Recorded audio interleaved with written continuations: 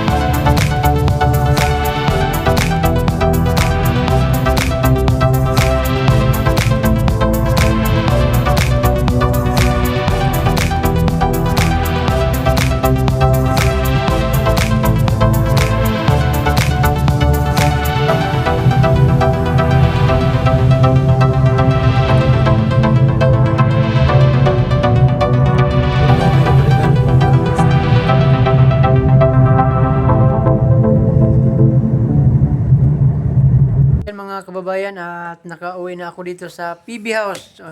Wala na po akong ngipin, ubos na. Yan, sakit pa talaga yung ngipin dito sa ibabaw meron, pero sa ibaba wala na. At maraming salamat po Sir Paul sa pagpabunot ng ngipin ko. Ayan. At ako may nauna dito sa PB House kasi sila Chris na ay nagpabunot pa rin, hindi pa na tapos nagpabunot. Ayan. At si Sir Paul naman ay nagpapasta sa kanyang ngipin. Sa baka sa sunod na buwan may ngipin na tayo. Abang-abang lang kayo. Kaya gusto dito yung kumain. Kain tayo. Yan o. Tanghalian po. Tanghalian. Ang ulam namin ito, paksiw na isda. Sarap yan. Paksiw na isda po. So yan mga kabayan. Wala na po tayong ngipin. Masakit pa. Hanggang ngayon masakit pa, pero okay lang. Hindi kagaya nung dati. Isa laman yung sakit. Ngayon na lang. Yan.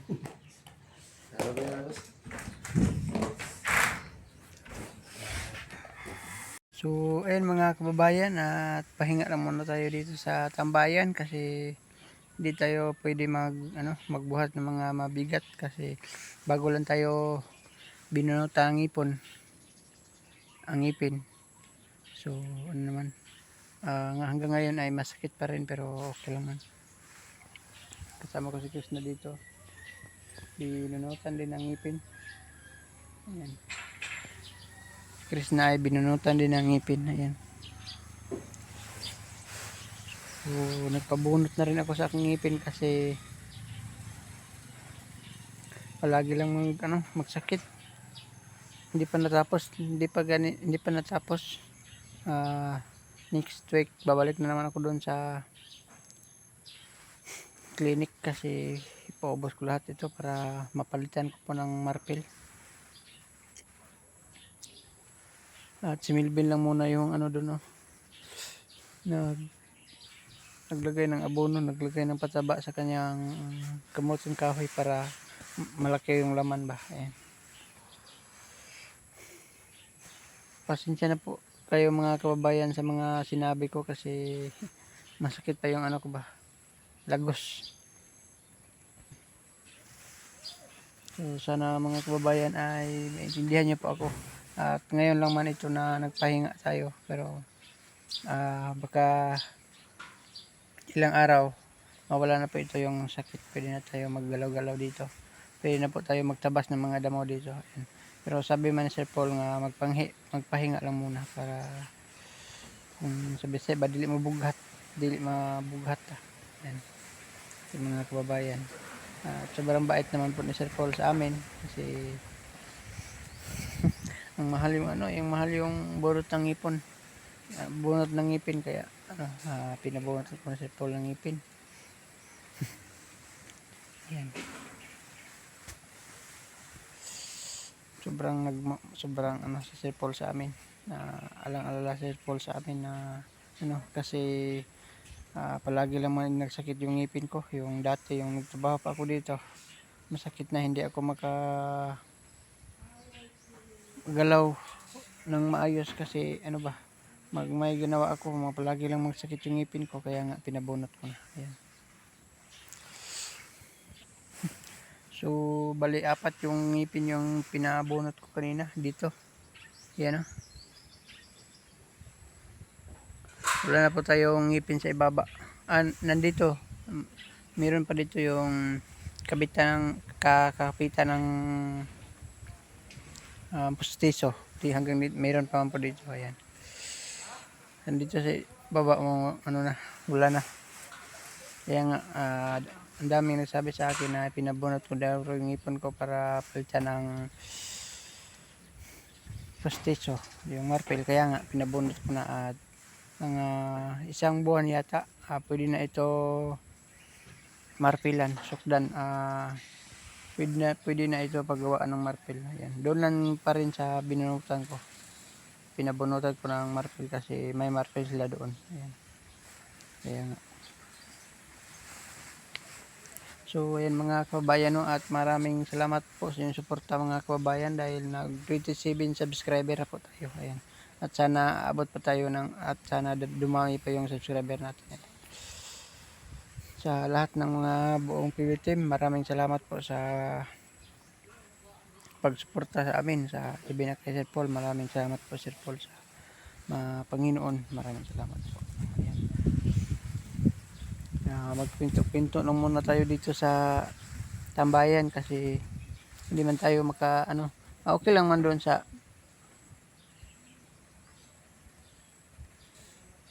mga kababayan. At habang kaming 4 lang dito ang naiwan kasi sila Sir Paul ay umalis, nag-mission. Ayan. At magkukwento-kwento kami dito sa PB House. Ayan.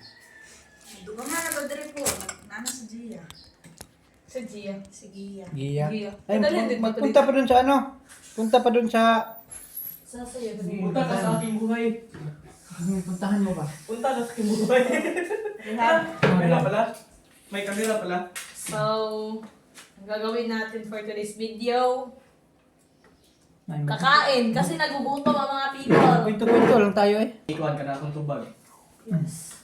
Kakay mga true dito ba? Kasi bago lang kami ni Chris ng dalawa bago lang nabunutan ng ngipin kahapon. Kaya nga hindi kami pwede magpunta sa labas. Pwede naman punta pero di magpainit kasi mapapagalitan kami ni Sir Paul ba. Oo, kamera mga people. So ngayon ay wala man akong ibang ginagawa kundi magkain ako ng ice So, ngayon, kami, may mga gagawin lang ako. Ano gagawin? Wala kang gagawin. Mga questions sa kanila. Kasi wala lang, tip ko lang. Gusto ko Choy, di ba mo ni Choy?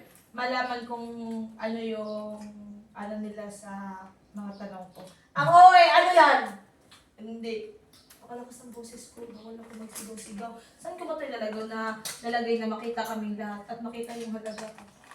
Napaka-okay. Dito? Dito ba? Dito ka na, ay, Ay, oo nga eh. Pero nakatalikod ako. Dito ka, Ben. Dito ka. Pero against the light kasi. Ha? Against the light. Ah, sige, dito na lang. Ay, di, okay na siya. Okay na pala dito. Okay na. Doon ako, doon ka, tapat kay Ate Isa. Dito lang ako, tapos dyan ka. Ay, sige, dito lang ako. Parang makita ko dito. Yun, makita ka man.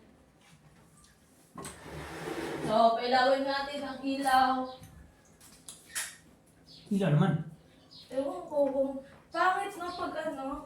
Dito lang ako, para makita ko sa ano. Para tayo magpakita sa camera. Ano? Hawakan ko na lang kayo, mas maganda lang. Ayaw! Okay na, lagi na. Ano ba, ano ba? Oh, ganyan lang ba, oh. Paano ako Oh. magpupo? Doon lang. Hindi ka makita ay nakatalikod ako. Sabi bitaw dito. Ay, okay lang na. Dira, dapat ibutang ang kamera diha. Diha kilid, diha. Ay, po pala di pa kilid. Ah, Yan. diha, oh. Oh. Sabi po ka ba? Sige, marap ka yun.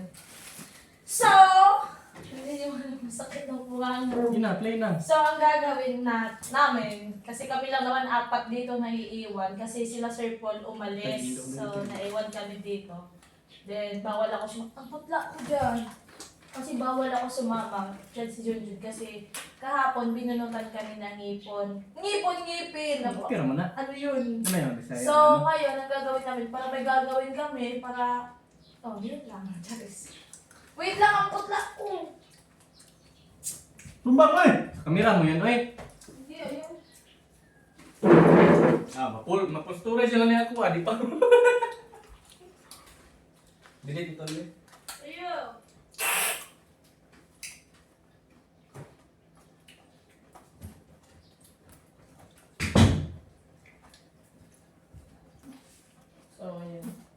So, ayun.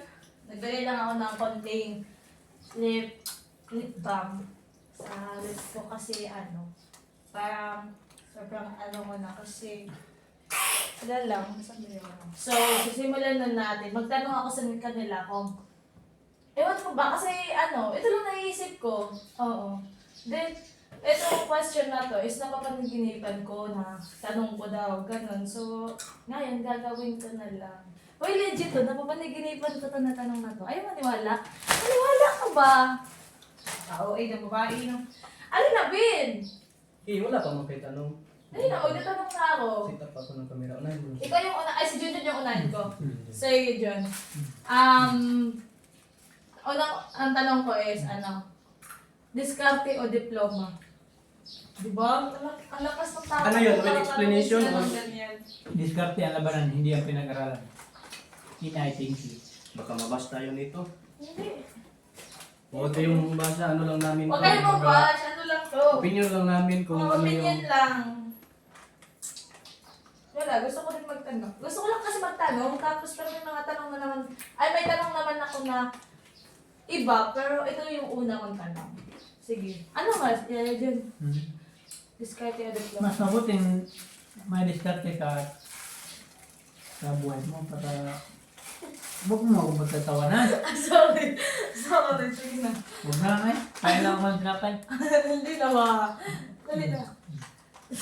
May kaya pa ko. Sige, ikaw Melvin. Diskarte o diploma? Siyempre, diskarte. Bakit? Huwag niyo akong ibasa, opinion ko lang to. Baka mabasa ko ba. Ano kasi pag may diskarte ka, kung paano ka mabuhay, kung paano mo bubuhayin yung sarili mo. Siyempre, unang-una sarili mo. So, maitatawid mo yung pang-araw-araw na ano mo pangangailangan. Kung masipag ka lang magtrabaho, kumbaga hardworking ba? Hardworking ka.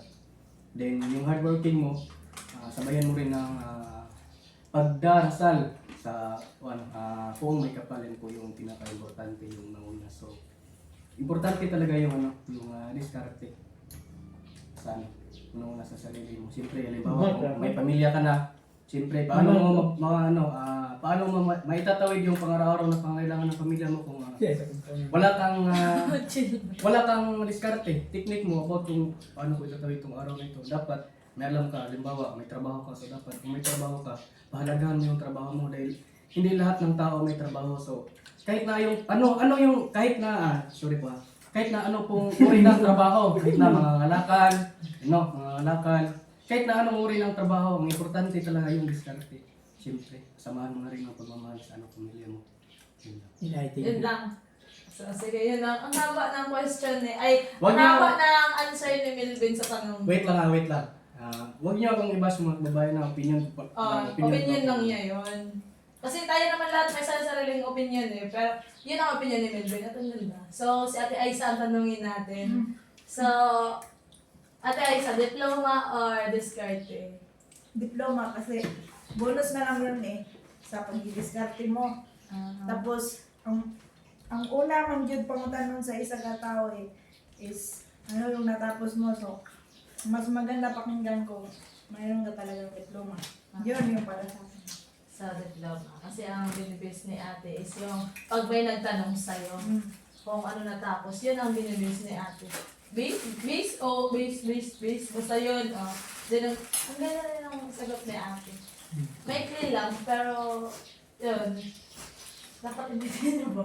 May dagdag lang ako. Sige. Siyempre, hindi ko inano kung may diploma, degree holder. Mas ano pa rin yung may diploma ka. Pero para sa akin, piliin ko yung diskarte. Pero mas ano pa rin yung may diploma ka. Kumbaga, karangalan mo yun na may diploma ka. Debate na. Sige. Pero kung papipiliin ako, diskarte talaga. Huwag niyo akong ibas mga kababayan na ano lang, opinion mo. Okay yun. Kasi alam mo, sa'yo diskarte, sa kanya diploma. Di bunal. Pero ano sa akin talaga, kung wala akong pipiliin kung ano, pero pinipili mo ako eh. Dalawa talaga pipiliin ko, diploma sa diskarte. Pero ako pipiliin siya lang. Opinion ko lang po yung mga kababayan, huwag niyo po kung may bas. Huwag niyo po may bas. So, si Junjun na naman, ang DJ ng BB House. Yung ba pipiliin ko yung diskarte? Hindi mo lang akong tanong. Wala pa lang, sagot! Ano na? Grabe yung tawa niya ba? Pinipigilan.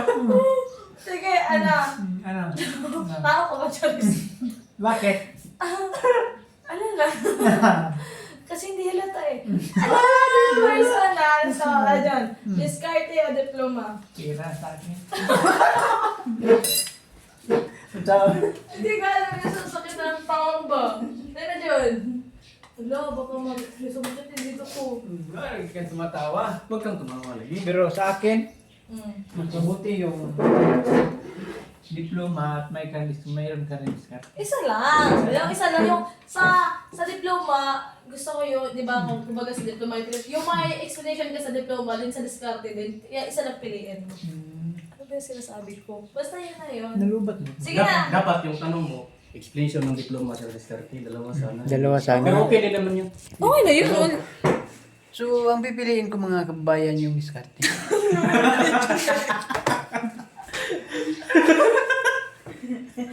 Bakit? Nagsasawa ka? Tinatanong ko siya, doon siya sumasagot sa cellphone niya. Dito yung vlog ko kasi. Sige, ano? Sige. Yun na. Diploma o diskarte? Diskarte talaga. Bakit? Bakit diskarte? Kasi sa buhay mo kapag wala kang diskarte, wala kang pinagdaanan sa buhay mo. Tapos? Ang magtatawa. Kasi natatikip ako kasi wala akong ngipin ba? Sige. Tuloy mo yan. Sige. Ituloy mo pa. Ito. Ibang tanong na lang na. Ano yung walang kayo? Tatanungin kita. Oh. Ano? Dahan-dahan lang ba yung ngipin mo? Sakit na nandito ko pa. Dadaanan. Bakit kasi magtatanong ka pa yung ngipin mo? Tatanungin kita. Bago pa mabunot yan. Hindi, wait lang. Yeah. Magtatanong ako kung ano ba yung hindi nyo Game nagustuhan. ako. Okay na yun. Okay na. I-off ko na. Sige, wait lang. I-off ko na para... Hello mga kababayan, Tatay ba magandang yung- araw sa inyo lahat. Ang inyong Piki Korea.